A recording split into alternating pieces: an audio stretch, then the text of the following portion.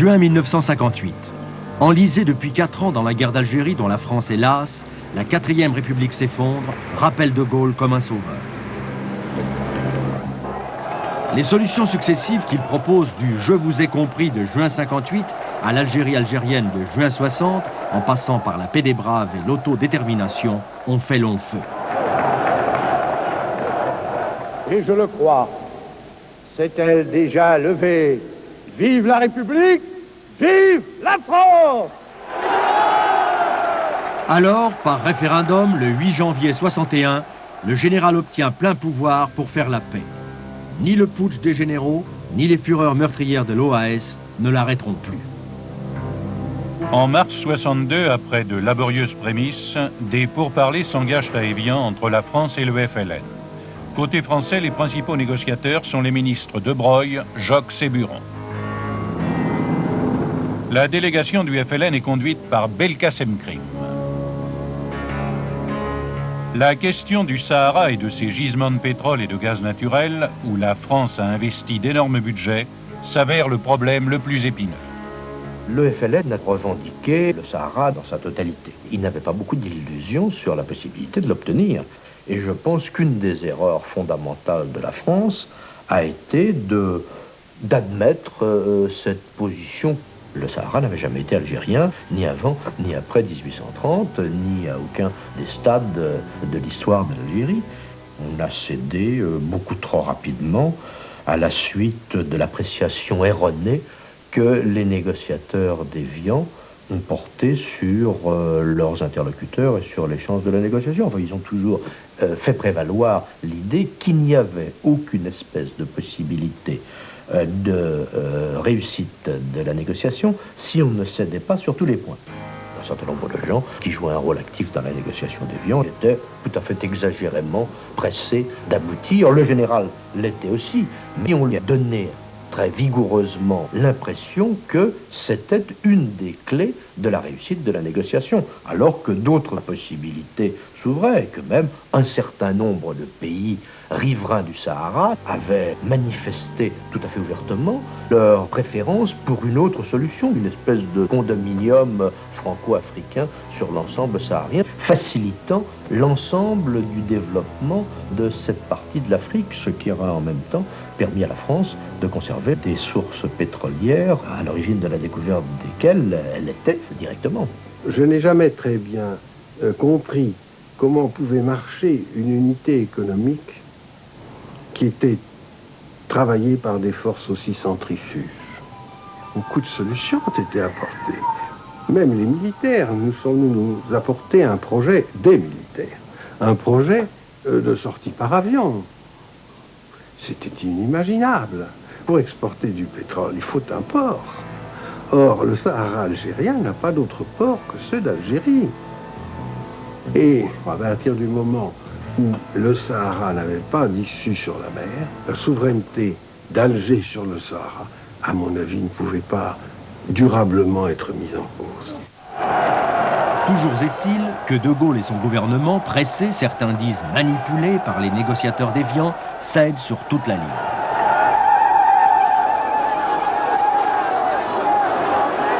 L'accord est signé le 18 mars 62. Le lendemain, le cessez-le-feu est proclamé. L'Algérie a obtenu pleine souveraineté sur le Sahara et ses richesses, moyennant quelques garanties relatives au pétrole qui seront bientôt oubliées. Le traité d'Évian maintient, quoique sous la souveraineté algérienne, des droits français et même les droits de certains de nos associés au Sahara. Un traité postérieur négocié par Olivier Wormser, qui était directeur des affaires économiques au Quai d'Orsay, a modifié notre présence en Algérie en créant une association coopérative avec la société algérienne, et jusqu'en 1971, nous avons pu exploiter dans le cadre de ce traité. Après l'indépendance de l'Algérie, nous nous sommes trouvés en possession de plusieurs sociétés françaises, les unes assez grosses comme la Société nationale des pétroles d'Aquitaine, d'autres plus petites. Chacune d'entre elles était incapable de figurer internationalement. En outre, des rivalités injustifiées stérilisaient une partie de l'activité des dirigeants. Mais il y avait quand même un potentiel d'hommes tout à fait remarquables, tout à fait compétents, un potentiel de matériel qui pouvait être utilisé en recombinant tout cet ensemble, en lui donnant de l'homogénéité. On pouvait en faire une des toutes premières compagnies mondiales. J'ai donc proposé au président Pompidou, en septembre 1964, de procéder à cette opération qui a débouché sur la création du groupe ELF. Et le 1er janvier 1966, le groupe ELF a été créé, Pierre Guillaumat en a été nommé président. Il était le seul homme qui pouvait fédérer cet ensemble humain de premier ordre de cette époque. La Société nationale des pétroles d'Aquitaine, qui disposait de gisements de lac et qui avait un énorme cash flow, s'était déjà organisée en société de plein exercice. Et dans la première forme que nous avons donnée au groupe ELF, nous lui avons laissé sa personnalité. Et nous sommes attachés surtout à fusionner tout le reste du dispositif, tout en ménageant un rapprochement progressif qui a été achevé lorsque le groupe ELF a pris sa forme actuelle en 1975 ou 1976. Au début des années 60, l'industrie pétrolière italienne vit des moments difficiles du fait de la fermeture du canal de Suez et de l'arrêt de la production en Irak. Trouver assez de brut pour faire tourner les gigantesques raffineries et le réseau de distribution internationale dont il a doté l'Italie devient l'obsession permanente d'Enrico Mattei. Pour s'en procurer, il va en pleine guerre froide braver le bloc occidental et traiter avec les soviétiques. L'incident du pétrole russe a éclaté dans les années 60. Il s'est déclenché en 59, puis s'est poursuivi avec des rebondissements de plus en plus grotesques jusqu'à fin 60. Les soviétiques s'efforçaient alors de reprendre pied sur le marché européen et offraient du pétrole à des prix beaucoup plus bas que les autres pays producteurs. Mattei, qui en manquait dramatiquement et qui nourrissait de nouveaux plans de développement pour ses entreprises, trouva tout à fait logique d'en acheter aux conditions les plus avantageuses. L'affaire présentait un autre intérêt. Les soviétiques acceptaient d'expédier des flots de pétrole à bas prix et d'acheter en échange d'impressionnantes quantités de biens de consommation et d'usines clés en main. L'offre était trop belle pour être refusée. Mattei disait, on m'accuse de mener, moi, la politique étrangère de l'État italien, mais je suis obligé à le faire car on ne fait pas une politique étrangère. Il se déclarait un serviteur de l'État, même si son action, ce n'était pas l'action d'un serviteur de l'État. Il y avait une énorme contradiction dans ce qu'il disait et dans ce qu'il faisait à ce propos-là. Son contrat avec les Russes provoqua une vraie levée de boucliers dans les pays occidentaux. Mattei dut affronter une opposition politique extrêmement dure et fut accusé de miner l'unité du bloc occidental. Il fut obligé de faire face à une cascade de procès intentés par l'OTAN et par l'OCDE à Paris contre ce contrat. Parce qu'on le cataloguait comme un homme de gauche, et parce que l'Italie était alors considérée comme le maillon faible du système de défense sud-européen de l'OTAN, cette hostilité représentait pour lui une menace qu'il ne pouvait traiter à la légère. Mattei, pourtant, surmonta habilement cette crise parce que dans les structures politiques italiennes, il occupait une situation inexpugnable dont nul ne pouvait plus le déboulonner. Pour les Italiens, il est devenu un héros national, à la fois parce qu'il baisse le prix des carburants et ose défier directement les sept sœurs. Enrico Mattei est devenu la bête noire des grandes compagnies. D'abord parce qu'il écoulait du pétrole soviétique acheté en dessous du prix, ensuite parce qu'il les concurrençait auprès des Arabes avec des contrats plus avantageux. Sur les marchés d'Europe que la Standard Oil s'efforçait de dominer en pratiquant des baisses, Mattei lui cassait le travail avec son pétrole russe, meilleur marché. Il nous a fait perdre bien des affaires à nous et aux autres compagnies avec son pétrole soviétique. Il pratiquait un vrai dumping. Il construisait des stations-service que les compagnies n'avaient pas besoin d'avoir. Il fallait montrer que la compagnie nationale italienne était meilleure que les autres. Et ça leur a coûté aux concurrents beaucoup d'argent parce qu'ils devaient la suivre. Avec tous ces mauvais tours, Mattei leur a coûté près d'1 milliard de dollars.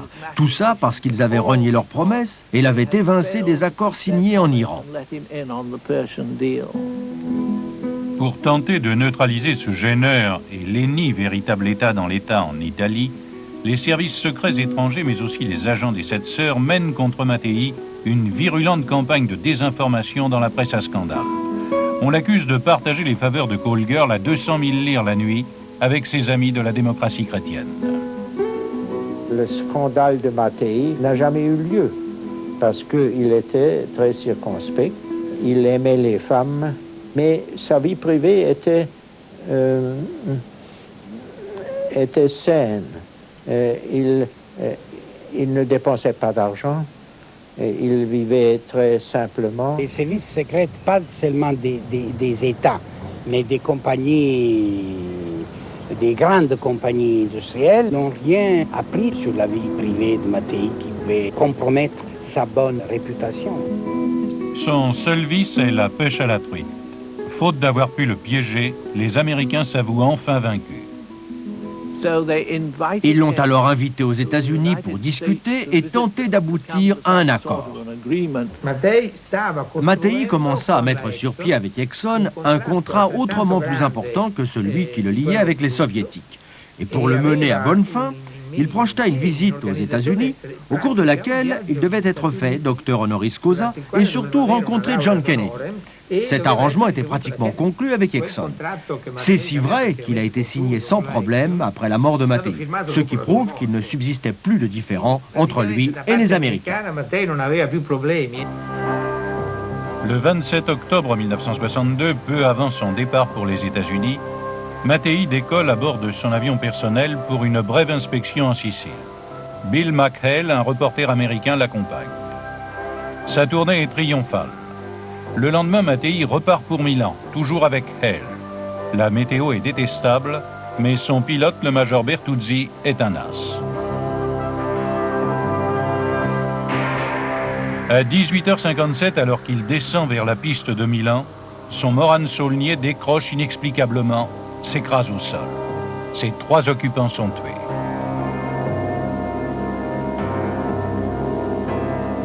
On a tout dit, on a fait une série telle d'hypothèses et de suppositions. Des hommes politiques ont fait des déclarations claires sur leur sûreté, que l'accident de Mattei était un sabotage. La loi italienne a institué une commission de l'aéronautique qui procède à une minutieuse enquête sur tout accident aérien à partir de la reconstitution débris par débris de l'avion sinistré. Ça a été fait dans le cas de Mattei. J'ai lu le rapport officiel, il concluait à l'impossibilité de déterminer les causes réelles de l'accident. L'avion de Mattei a percuté le sol alors que ses moteurs tournaient à plein régime. Une panne de moteur est donc à écarter. En fait, la commission a conclu à un accident dû à une cause inconnue, car elle est formelle, elle n'a pas pu déceler la moindre trace d'un sabotage. Il paraît que l'avion soit resté quelques minutes sans surveillance sur la piste de l'aéroport de Catane.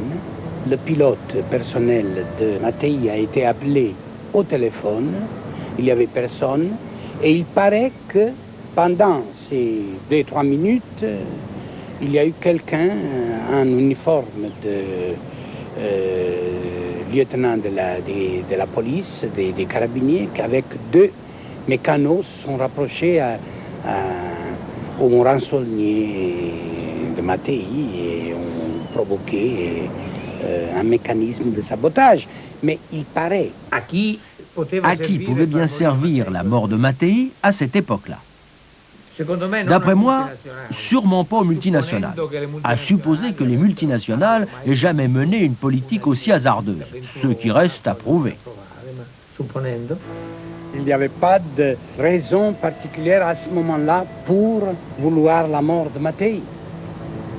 Mais, d'après M. Thiraud de Vaujoli, par exemple, c'est les services secrets français qui ont organisé le sabotage. Ça, c'est Thiraud de Vaujoli qui dit ça et qui l'écrit. Il l'a dit dans mon film, Et il l'a écrit dans un livre. En Italie, on a beaucoup soupçonné des survivants de l'OAS et de l'extrême droite française d'Algérie. Encore qu'il me semble qu'il était bien tard pour agir fin 62, alors que la guerre était terminée. Si l'OAS avait assassiné Mattei une année plus tôt, cet attentat aurait eu une signification politique, puisque Mattei était accusé de soutenir le FLN. Mais fin 62, ça ne signifiait plus rien. Hypothèse non négligeable, la mafia. Elle haïssait Mattei, dont les initiatives sociales en Sicile sapaient son emprise sur les classes défavorisées. Jamais le mystère de sa mort ne sera élucidé. Mattei laissait une compagnie pétrolière internationale bâtie de toutes pièces en peu d'années contre l'opposition de tous. À l'aube des années 60, le parc automobile mondial compte plus de 100 millions de voitures. Avec les avions, elle brûle 300 millions de tonnes d'essence par an. Ceci n'inclut ni le fioul ni le pétrole qui sert à la fabrication des plastiques, des tissus synthétiques ou des engrais.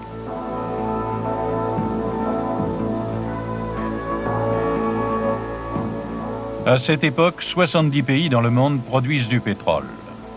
Mais 13 d'entre eux assurent à eux seuls la moitié de la consommation du globe.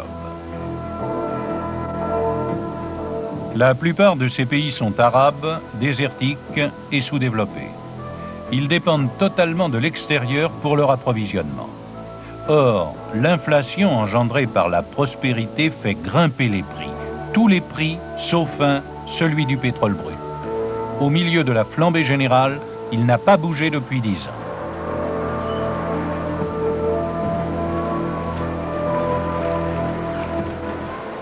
Du pétrole, il y en a trop. Les compagnies pétrolières se font une concurrence sauvage. Les États-Unis ont interdit toute importation de brut à des prix de dumping. Alors ce pétrole à bas prix engorge les marchés non américains. Les cours s'effondrent. Les compagnies se trouvaient en face de marchés pétroliers où les prix étaient en baisse et elles ont pensé que cela justifiait une réduction des prix affichés et donc du revenu par baril attribuable aux pays producteurs. Pour ceux-ci, ce prix affiché sur lequel se calculent les taxes et redevances qu'ils perçoivent a quelque chose d'intangible. Et voici qu'en février 1959, la Standard Oil of New Jersey, membre de l'Aramco, décide de sa seule initiative de diminuer de 18 cents le prix affiché, alors fixé à 2 $ le baril environ. Et en avril, imitée par ses partenaires, elle impose une nouvelle baisse de 14 cents. Mais les compagnies se gardent bien de faire profiter les consommateurs de ces baisses qu'elles imposent aux Arabes. À la pompe, l'essence reste au même prix. Ce sont les sociétés pétrolières et elles seules qui empochent tout le bénéfice. Elles ont décidé ces baisses uniquement pour maintenir leurs profits, appauvrissant tous les pays producteurs du Moyen-Orient en une seule nuit. Pour les États arabes comme pour l'Iran, il n'était pas question d'accepter ce genre de décision unilatérale. L'impudent diktat des compagnies a achevé de leur faire prendre conscience de ce que les revenus de leur pays dépendaient totalement des sept sœurs. Quelques compagnies, bien qu'elles se soient alignées sur la décision d'Esso, ont réalisé combien celle-ci était dangereuse. BP notamment et même certains dirigeants d'Esso ont tiré le signal d'alarme. Ces réductions de prix ont ulcéré les pays producteurs parce que dans l'un comme dans l'autre cas, elles ont été décidées sans qu'ils ne soient consultés préalablement, sans même qu'ils n'en soient avisés. C'est exact, ils n'ont pas été consultés, mais ils connaissaient la situation du marché. Donc notre décision n'a sûrement pas pu réellement les surprendre. Ça a été un choc parce que nous dépendions presque à 100% des revenus de notre pétrole. Et qu'au lieu de voir ces revenus augmenter, ce qui était normal compte tenu de l'inflation et de bien d'autres causes, ils ont au contraire été amputés par la simple décision de gens qui ne se basaient pas sur l'équité, mais sur leur seul bon plaisir. Les compagnies pétrolières, jusqu'à cette époque, agissaient toujours de façon cavalière. Les pays producteurs étaient des pays sous-développés, étant donné le contexte politique, le contexte économique. Elles pouvaient déterminer unilatéralement les termes de l'échange. Longtemps, nous n'avons pas protesté, mais là, nous avons perdu patience. Tous les pays ayant le même intérêt se sont associés.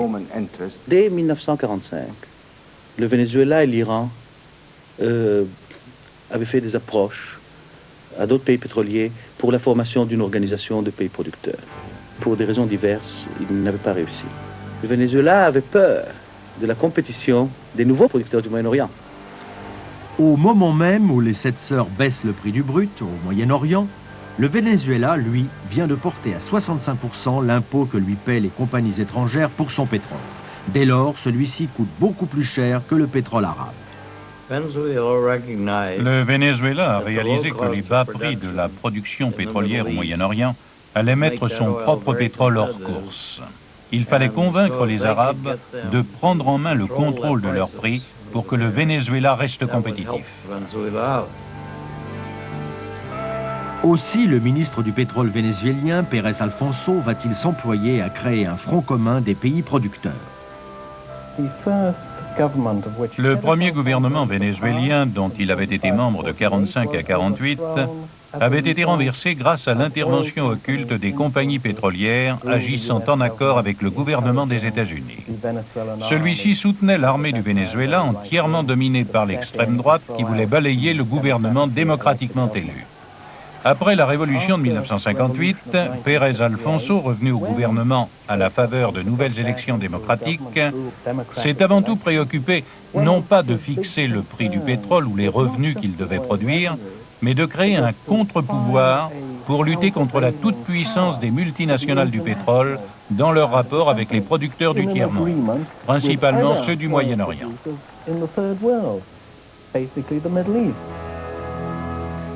Sitôt informé des remous provoqués par la baisse unilatérale des prix du brut saoudien, Pérez Alfonso se précipite au Moyen-Orient. Il propose aux pays arabes la constitution d'un front commun des producteurs. Tariki, ministre saoudien du pétrole, l'appuie inconditionnellement. Il hait viscéralement l'Aramco, où il a représenté son gouvernement.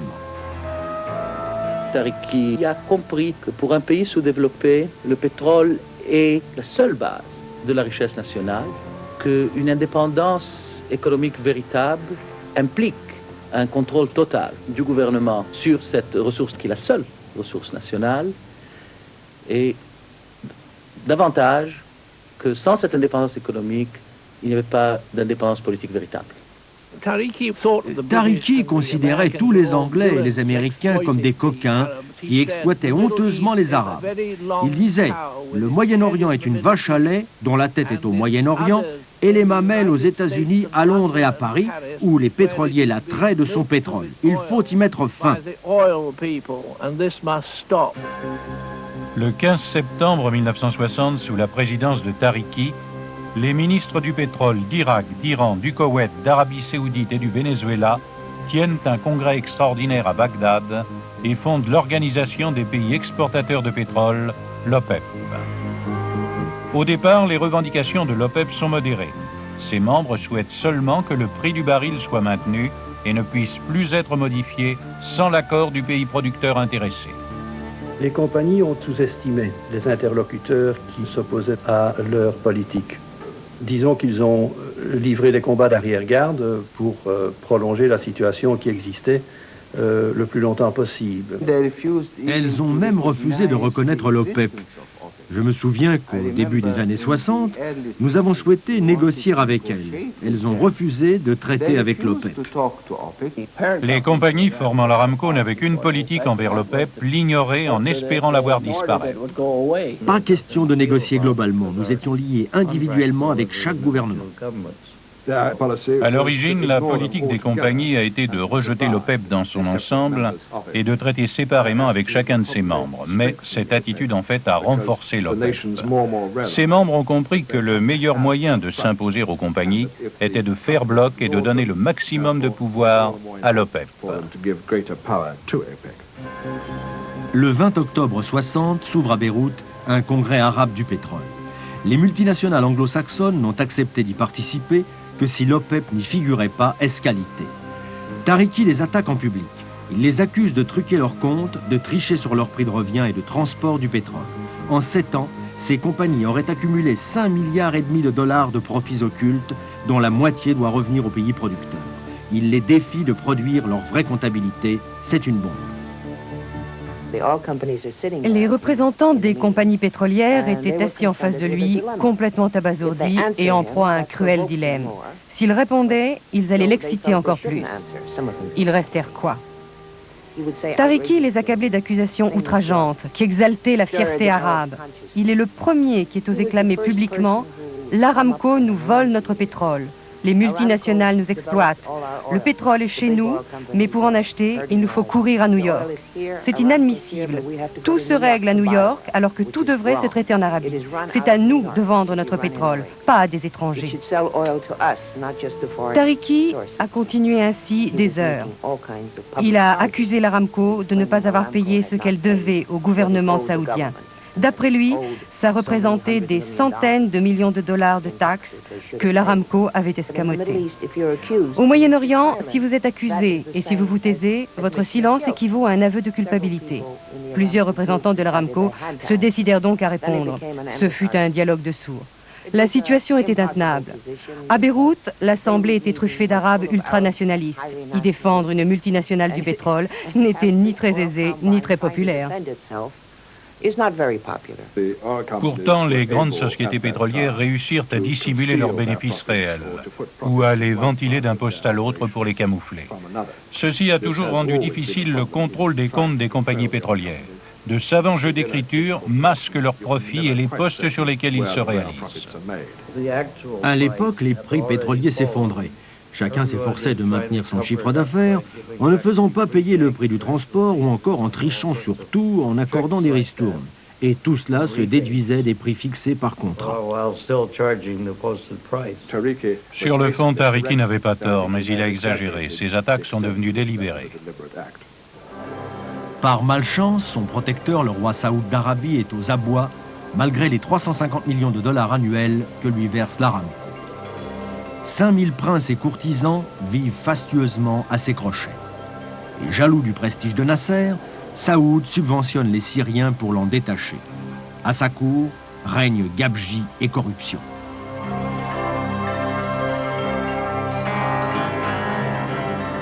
Lui-même donne l'exemple en acceptant en sous-main 14 millions de dollars de l'armateur grec Onassis.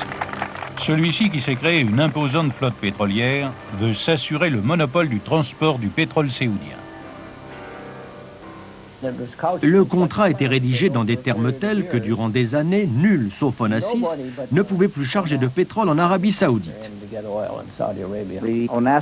Ce qu'on a appelé le contrat Onassis et qui organisait avec les Saoudiens l'enlèvement de leur brut a été considéré par les gens de l'Aramco comme une violation flagrante des accords qu'eux-mêmes avaient signés avec le gouvernement saoudien. Par-dessus le marché, ce contrat était préjudiciable aux intérêts du gouvernement saoudien, ce que beaucoup n'ont pas compris à l'époque. Il donnait en effet à Onassis les moyens d'étrangler la production pétrolière saoudienne. Au terme de négociations intensives, un tribunal d'arbitrage a donné gain de cause à l'Aramco. Furieux, Tariki, partisan d'Onassis, exige dorénavant 75% des profits de l'Aramco, plus la moitié des revenus que celle-ci tire de l'exploitation de la pipeline. Et il réclame immédiatement 80 millions de dollars. Entre-temps, l'OPEP a installé son siège à Genève. C'est là qu'elle tient sa première conférence officielle, le 14 mai 1961, et choisit son premier secrétaire général. Contre toute attente, ce n'est pas Tariki qui est élu. Il est devenu trop gênant. Ultranationaliste, c'était un fervent admirateur de Nasser, ce qui irritait son propre gouvernement. Il y allait trop fort. Non seulement il était en bagarre avec les grandes compagnies pétrolières et les gouvernements occidentaux, mais aussi avec son propre gouvernement. La politique de Saoud s'avérait désastreuse. Le roi qui gaspillait l'argent avait ruiné le royaume. Ses initiatives en faisaient la risée du monde entier. Le Conseil des Anciens, qui influence les décisions au sein de la famille royale saoudienne, estimant que Saoud devait partir, a pressé son frère, le prince Faisal, de prendre le pouvoir. Faisal revient aux affaires, mais il impose à Saoud un programme d'austérité et l'éviction de Tariki. Tariki fut expulsé du pays par Faisal, qui était son ennemi juré. Faisal possédait des enregistrements de conseils de cabinet où Tariki l'accusait d'avoir autorisé son beau-frère à recevoir des pots de vin des Japonais. Faisal considérait Tariki comme déloyal envers son gouvernement. Faisal nomme aussitôt un nouveau ministre du pétrole, le cheikh Zaki Yamani. Yamani était un juriste islamique réputé. Il s'est avéré beaucoup plus dangereux pour les compagnies pétrolières que Tariki. Résolu, concret, il allait au cœur des problèmes. Mais il était plus facile de négocier avec lui. Avec Yamani, on peut discuter. Avec Tariki, c'était impossible. Ça tournait toujours mal. Il voulait que nous prenions le contrôle réel de nos ressources par la manière forte en expulsant les compagnies. Personnellement, j'estime que nous avons besoin d'elles, mais il nous fallait nous structurer et ça ne se fait pas en un jour. Ça prend du temps. Yamani a obtenu en douceur tout ce que Tariki exigeait, mais sans encourir le ressentiment que Tariki provoquait. Le premier succès décisif de Yamani va être d'amener par ruse l'Aramco à négocier avec l'OPEP. Nous avons décidé que l'Arabie saoudite négocierait en fait pour l'ensemble de l'OPEP. J'ai constitué la délégation chargée des pourparlers et j'y ai fait entrer secrètement des ressortissants des autres pays arabes qui ont siégé parmi la délégation saoudienne. Nous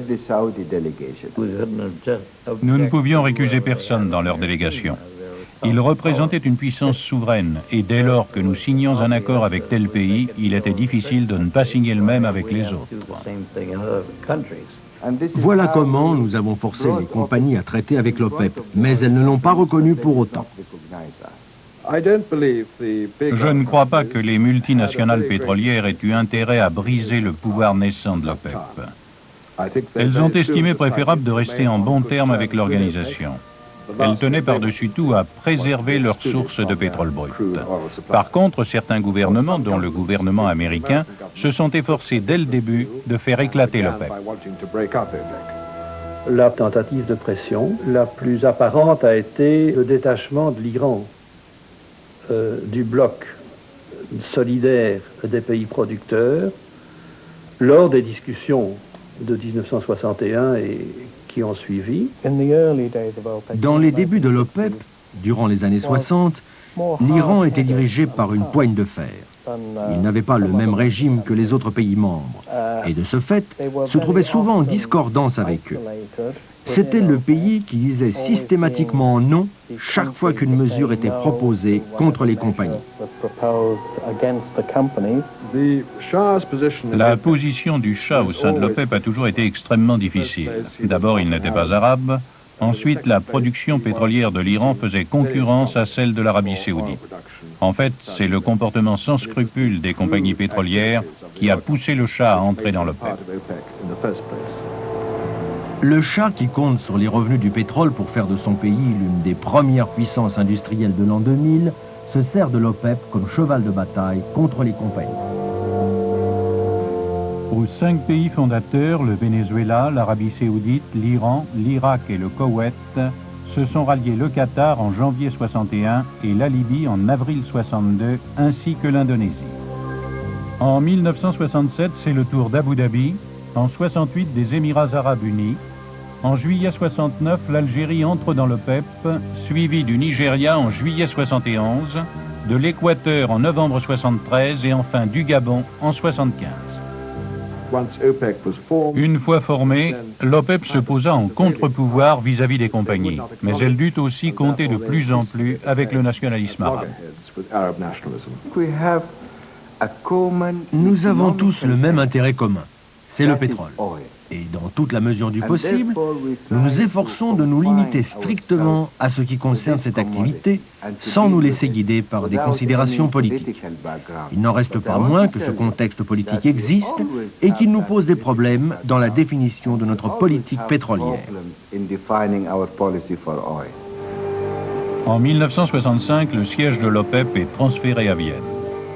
Durant 2 ans, en application des statuts, les conférences vont se succéder de 6 mois en 6 mois dans l'indifférence générale et sans résultat majeur. 1967 va mettre fin à cette routine.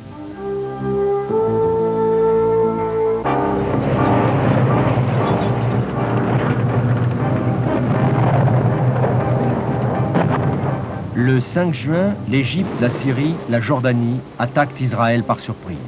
Ce sera une guerre éclair.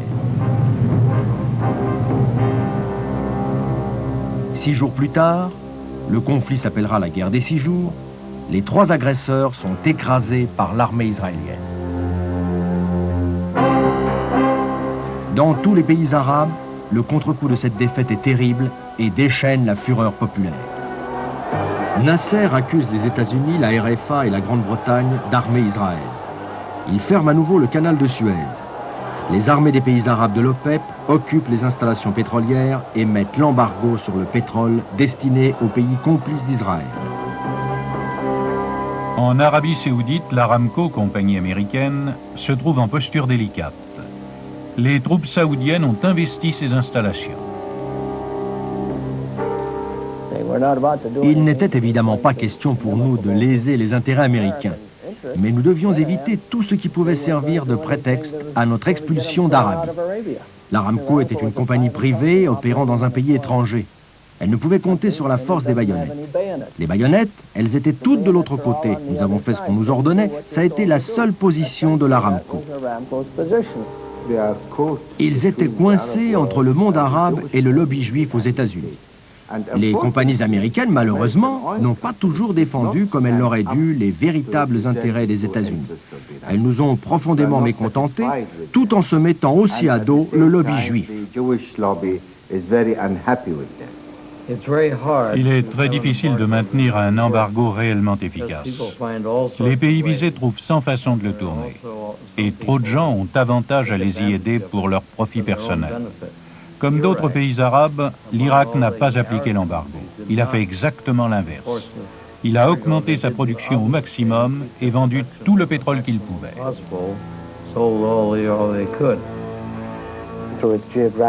Du fait de sa situation géographique, le Venezuela a forcément bénéficié, qu'il l'ait voulu ou non, des événements et de la pénurie qui se produisaient au Moyen-Orient. Bien que musulman, l'Iran ne respectera pas l'embargo, mais va au contraire augmenter ses livraisons aux pays touchés. Les relations entre le Shah d'Iran et Nasser étaient très mauvaises. L'Iran n'est pas un pays arabe. Le Shah d'Iran à cette époque ne poursuivait pas une politique pro-arabe en 67 et n'avait aucune raison de se solidariser. Tout en défendant les intérêts des Palestiniens, il ne veut pas se mêler de ce conflit entre des Arabes et des Israéliens. L'Iran n'était pas notre ennemi, mais il soutenait nos pires ennemis et coopérait avec eux. Tout au long des années où le Shah d'Iran présidait aux destinées de ce grand pays, il y a eu des représentants israéliens en Iran. Nous n'avons plus de raison de ne pas faire savoir qu'effectivement, pendant de très nombreuses années, une partie de l'approvisionnement pétrolier d'Israël venait d'Iran. Toute réduction de production dans les pays arabes était compensée par une augmentation de production ailleurs. L'embargo n'avait aucun effet. C'est cet échec total que sont forcés d'enregistrer les chefs des pays musulmans producteurs de pétrole, réunis à Khartoum le 29 août 1967. L'embargo se solde par un désastre économique. À elle seule, l'Arabie Saoudite a perdu 30 millions de dollars en manque à gagner. Le Koweït, 1 million par jour. Les caisses sont vides. L'embargo est levé le 13 octobre. Il a duré 5 mois. Les pays arabes créent leur propre organisation au sein de l'OPEP, l'OPAEP, l'Organisation des pays arabes exportateurs de pétrole. L'OPAEP, historiquement parlant, a été créé par 3 pays producteurs arabes très conservateurs, la Libye, l'Arabie Saoudite et le Koweït. Leur initiative constituait surtout une réaction contre les pressions politiques qu'ils avaient eu à subir de la part des autres pays arabes qui les incitaient à utiliser le pétrole comme arme politique. L'OPAEP, de par ses statuts, est lié par les décisions prises par l'OPEP. Toute résolution de l'OPEP, quelle qu'elle soit, doit être appliquée par tous les membres de l'OPAEP, qu'ils soient ou non eux-mêmes membres de l'OPEP. L'OPEP a été une force positive, mais presque totalement inefficace, jusqu'au début des années 70.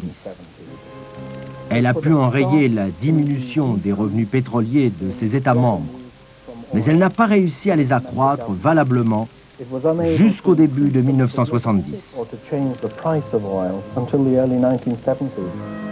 Les événements qui surviennent en Libye cette année-là vont mettre l'OPEP en position de jouer un rôle déterminant sur le marché pétrolier mondial.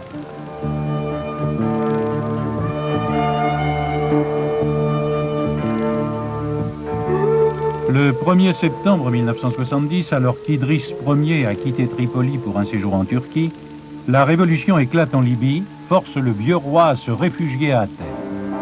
Un groupe de jeunes officiers libyens intégristes, écœurés de la corruption du régime, a soulevé l'armée. À leur tête, un musulman fanatique, le major Mouammar Kadhafi.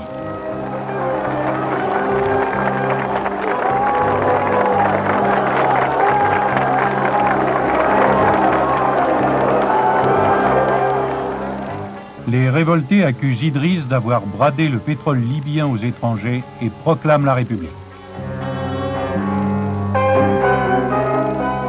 Porté au pouvoir, Kadhafi commence par expulser les Américains de Willis, leur plus grande base aérienne en Afrique du Nord. Mais il rassure les compagnies pétrolières installées en Libye, jure solennellement qu'il ne touchera pas à leurs concessions. Fausse promesse déjà qu'il va s'empresser d'oublier. Le président Kadhafi était résolu à briser le monopole des 7 sœurs. Il voulait abaisser le coût de production du pétrole libyen pour le rendre compétitif avec celui des autres pays producteurs sur les marchés européens. L'un de ses premiers objectifs est la British Petroleum, symbole honni de la domination anglaise sur la Libye. Pour empêcher les Anglais de le boycotter et de faire appel contre lui, une fois de plus, à la solidarité des autres multinationales pétrolières en Amérique et ailleurs, Kadhafi opéra de façon très astucieuse. Il convoqua Bunker Hunt, un pétrolier texan, qui possédait une vaste concession en Libye, et le prévint. Si vous voulez conserver votre affaire ici et continuer à extraire du pétrole, persuadez les autres pétroliers américains de ne pas nous boycotter. Ainsi, en garantissant à certains leurs concessions, il préparait l'éjection des Anglais. Pour contraindre les sociétés implantées en Libye à accepter ces conditions, Kadhafi les attaque en ordre dispersé. Il convoque l'américain Hammer, dont l'Occidental Petroleum a pompé cette année-là 240 millions de barils en Libye. Kadhafi exige 40 cents de plus par baril. Hammer cède. Exxon lui a refusé son appui pour tenir tête aux Libyens. Satisfait, Kadhafi accorde de nouvelles concessions à Hammer en compensation. En donnant à de petites compagnies pétrolières indépendantes et particulièrement à l'Occidental d'Armand Hammer les moyens de tenir tête en Libye aux multinationales, Kadhafi a réellement commencé à démanteler le cartel. En recevant de nouvelles concessions en Libye pour prix de sa docilité, Hammer mit en position fâcheuse les 7 sœurs qui ne pouvaient l'y neutraliser parce que Kadhafi le protégeait. Et celui-ci se servait de Hammer pour miner à la fois la puissance des pays arabes et celle des grandes compagnies pétrolières.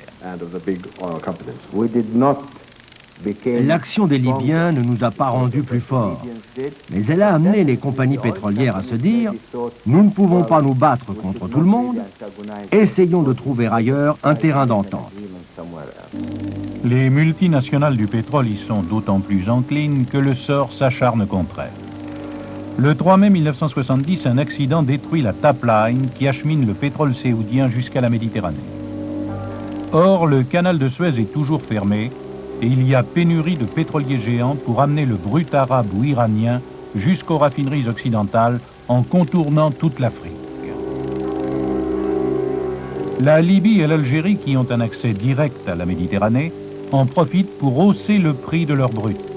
Mais les autres pays producteurs s'alignent aussitôt. Encouragé par la victoire de Kadhafi sur les grandes compagnies et par les signes avant-coureurs d'une pénurie de pétrole, l'OPEP se sent le vent en poupe. À Caracas, fin 70, elle impose à ses membres de taxer désormais les compagnies à 55% minimum, interdit tout rabais et préconise une hausse générale. Les pays de l'OPEP avaient commencé à revendiquer une participation dans le capital des compagnies qui opéraient sur leur territoire. La participation était l'un de mes objectifs depuis mon arrivée au ministère du Pétrole. Et nous avions tout programmé bien avant que la guerre ne nous donne l'occasion d'agir. Les grandes sociétés pétrolières, dès leurs premières difficultés en Libye, réalisèrent qu'elles étaient menacées d'une totale remise en question de leurs droits. Il leur fallait faire bloc, cesser de se livrer entre elles à la guerre des rabais et de se concurrencer au risque de provoquer une rupture du cartel. Elles tinrent une réunion au quartier général de BP et constituèrent un groupe de défense.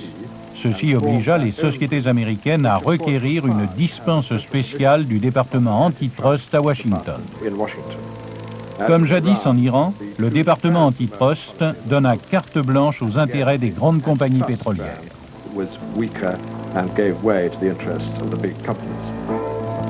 23 multinationales du pétrole, dont les 7 sœurs, forment alors un état-major de crise, le London Policy Group, chargé de contrer l'OPEP lors de la conférence qui, en janvier 1971 à Téhéran, mettra face à face pays producteurs et pays consommateurs de pétrole.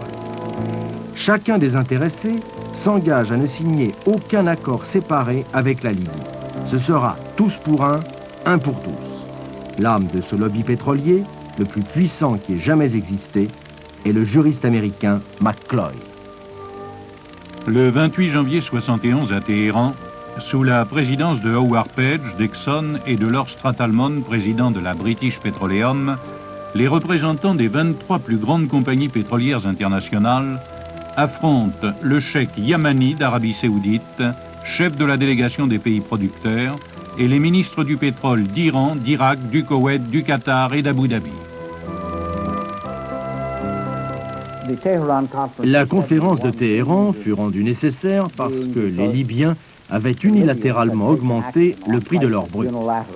Les compagnies pétrolières s'efforcèrent alors de trouver, avec les pays producteurs et l'OPEP, un ajustement entre les prix libyens et ceux pratiqués dans le Golfe. C'était la première fois que s'ouvrait ce genre de discussion sur les prix. En 1971, le prix du pétrole devait tourner autour de 3 $ et le prix de revient était inférieur à 5 cents. Accumuler ce genre de plus-value pendant des décennies n'est pas négligeable. Le fait de rencontrer dans les 10 plus puissantes sociétés mondiales 8 pétrolières laisse rêveur. Certaines compagnies ont transféré dans leur compagnie de navigation les profits sur le transport pour diminuer les bases fiscales définies dans les États pétroliers. Ce fut une tâche quasi insurmontable pour les négociateurs que d'arriver à harmoniser les prix. La production du pétrole coûtait 2 fois plus cher aux États-Unis que dans les pays du Golfe. À Téhéran, les délégués des compagnies doivent céder aux exigences de l'OPEP. L'accord conclu pour 5 ans le 14 février leur impose une augmentation immédiate du prix du brut de 20%, plus 20 cents par baril chaque année. En 5 ans, le baril coûtera 10 fois plus cher, passant de 5 cents à $1,5. De plus, une indexation de 2,5% l'an compensera l'inflation. Les Arabes avaient retenu la rude leçon que leur avaient jadis infligée les compagnies pétrolières anglaises et américaines. À chaque fois qu'un pays arabe exerçait des représailles contre une compagnie, toutes les autres faisaient immédiatement bloc et boycottaient le pétrole de ce pays. À leur tour, les Arabes se sont dit, faisons comme elles. À chaque fois que nous déciderons de priver une société de pétrole, aucun autre pays producteur ne rompra cet embargo. Le 24 février 1971, à peine signés les accords de Téhéran, l'Algérie nationalise à 51% son pétrole et à 100% son gaz et ses oléoducs. J'avais proposé au gouvernement de l'époque de nous retirer bénévolement, en négociant notre départ et sans attendre le coup de pied désagréable de la nationalisation. Le gouvernement a choisi une autre méthode. Mais nous avions pris nos précautions. Le pétrole que nous produisions en Algérie, nous le vendions à l'étranger et nous achetions pour ravitailler nos raffineries du pétrole de l'étranger. Lorsque les Algériens ont arrêté le débit de nos gisements, nos raffineries ont pu continuer à être alimentées. Si la France était restée présente au Sahara, la prospection aurait rapporté des sommes absolument considérables. En 1969, au moment où j'ai quitté les affaires pétrolières, nous avions assez largement récupéré, enfin nous avions récupéré une part très large de la mise qui avait été investie au Sahara. Je ne peux pas vous dire si au moment où les sociétés françaises ont été nationalisées en Algérie, nous avons obtenu des clauses qui nous ont permis d'aller au-delà.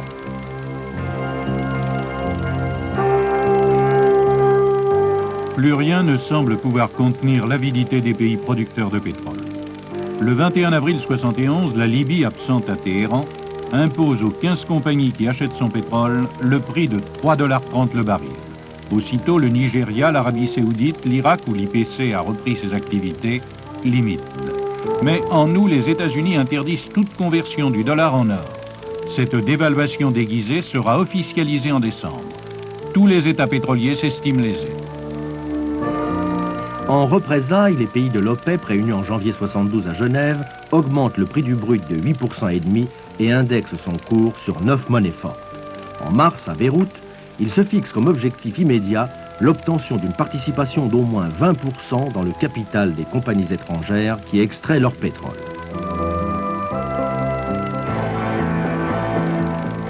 Mais entre-temps, les événements se sont précipités en Irak. Depuis 1968, le parti Baas, ultranationaliste, a conquis le pouvoir. En 1970, son homme fort, Saddam Hussein, fait appel à l'Union soviétique pour mettre les nouveaux gisements irakiens en exploitation. À la vive inquiétude des États-Unis, une nuée de techniciens russes s'installe en Irak, à qui l'Union soviétique assure également une aide militaire considérable.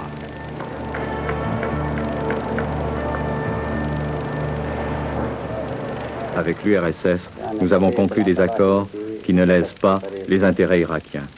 Voyez-vous, notre politique pétrolière suit le même chemin que notre politique tout court. Et nous agissons en fonction de l'attitude des pays vis-à-vis des problèmes palestiniens. Le 1er juin 1972, l'Irak ferme les vannes du pipeline de Tripoli et nationalise brutalement les installations de l'Iraq Petroleum Company.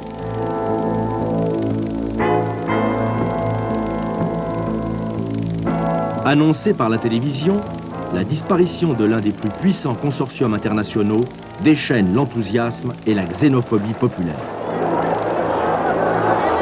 La nationalisation de l'IPC en Irak constitue un tournant capital. Il s'agit en fait d'une transformation radicale d'un statu quo, d'une situation de fait que nous vivons dans cette région depuis 50 ans et qui s'appelle le régime des concessions. C'est l'exploitation du pétrole arabe par des sociétés concessionnaires étrangères. Il est fort possible qu'elles fassent des difficultés à l'Irak pour empêcher de commercialiser ce pétrole. Mais je crois qu'il est toujours possible pour l'Irak de vendre une partie de ce pétrole à des acheteurs indépendants étrangers, éventuellement à la France, au cas où la France saisit la perche que l'Irak lui a tendue et accepte de prélever la partie qui revenait à la CFP dans l'IPC. Avec la France, je suis prêt à négocier, car la France a toujours eu une attitude correcte vis-à-vis des problèmes palestiniens.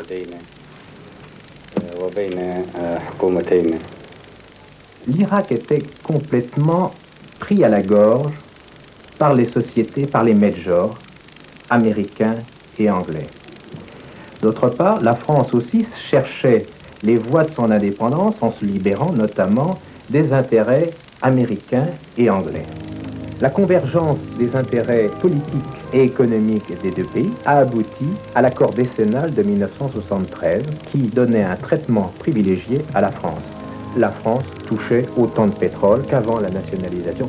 L'Irak est devenu le premier fournisseur de la CFP. Quand la CFP traitait 2 litres de pétrole, il y en avait un qui venait d'Irak. L'Irak avait besoin d'armes. Il y a eu un lobby pétrolier irakien.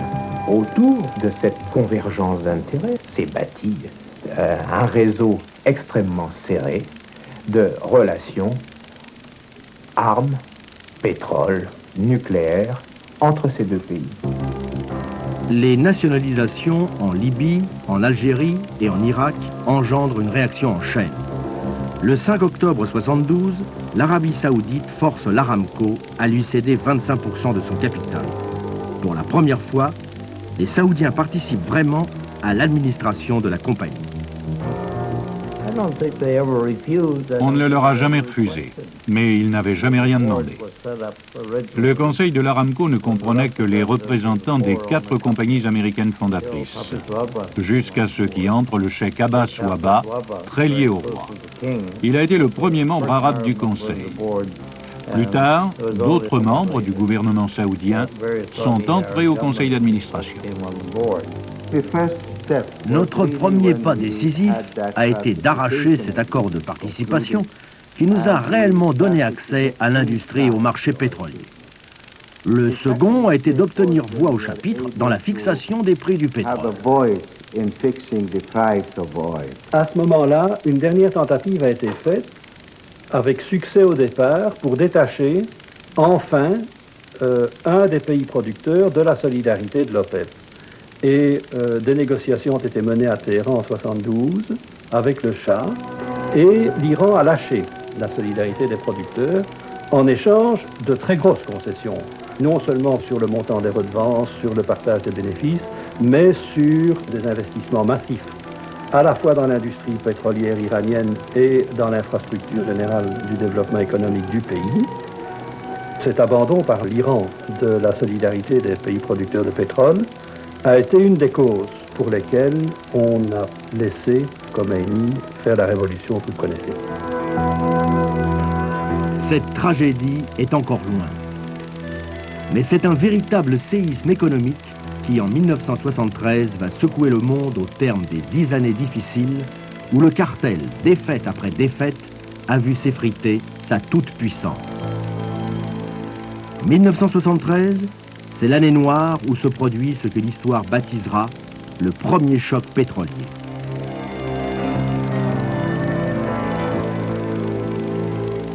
Ce sont les surprenants dessous de cette catastrophe que vous dévoilera notre prochaine émission.